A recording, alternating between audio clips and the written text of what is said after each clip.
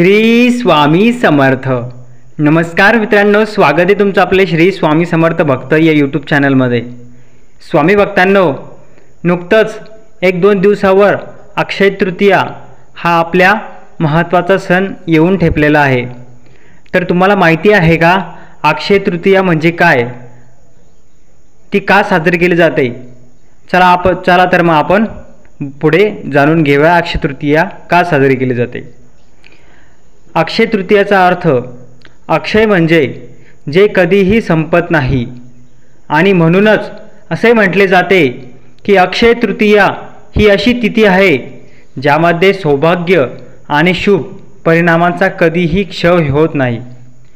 या दिवशी केलेले कार्य मनुष्याच्या जीवनात कधीही न संपणारे शुभ फल देते। म्हणूनच असे म्हटले जाते की या दिवशी एखादी व्यक्ती जिंकल्यानंतरही चांगले कर्म आणि दान करते, त्याचे शुभ परिणाम मोठ्या प्रमाणात मिळतात आणि शुभ परिणामांचा प्रभाव कधीही संपत नाही। स्वामी भक्तांनो, अक्षय तृतीया का साजरी केली जाते तर जाणून घेऊया। अक्षय तृतीया हा हिंदू धर्मात साजरा केला जाणारा अतिशय पवित्र सण आहे। सर्व हिंदू तो मोठ्या उत्साहाने हा सण साजरा करतात। हिंदू धर्मासोबत अक्षय तृतीयाचा दिवस जैन धर्मासाठीही खूप महत्त्वाचा आहे। आखाती जितमागे अनेक हिंदू श्रद्धा आहेत।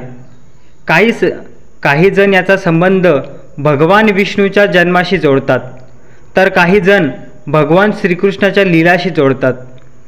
सर्व समजुती श्रद्धेशी संबंधित असण्यासोबतच खूप रोचक आहेत। तर स्वामी भक्तांनो, हा दिवस पृथ्वीचे रक्षक भगवान विष्णू यांना समर्पित केलेला आहे। हिंदू धर्माच्या मान्यतेनुसार विष्णूने श्री परशुरामाच्या रूपात पृथ्वीवर अवतार घेतला होता। या दिवशी विष्णू 6व्यांदा परशुरामाच्या रूपात पृथ्वीवर अवतरले, आणि म्हणूनच हा दिवस परशुरामाचा जन्मदिवस म्हणून साजरा केला जातो। धार्मिक मान्यतेनुसार त्रेता आणि द्वापार या युगामध्ये विष्णू पृथ्वीवर चिरंजीवी अमर राहिले। परशुराम हे सप्तर्षीपैकी एक ऋषी जगदम्बी आणि रेणुका यांचे पुत्र होते।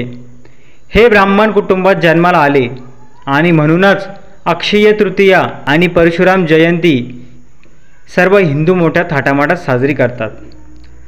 तर स्वामी भक्तांनो, अक्षय तृतीयेबद्दल तुम्हाला अजून काय माहिती आहे तर कमेंट बॉक्समध्ये नक्की कळवा, आणि श्री स्वामी समर्थ कमेंटमध्ये लिहायला विसरू नका।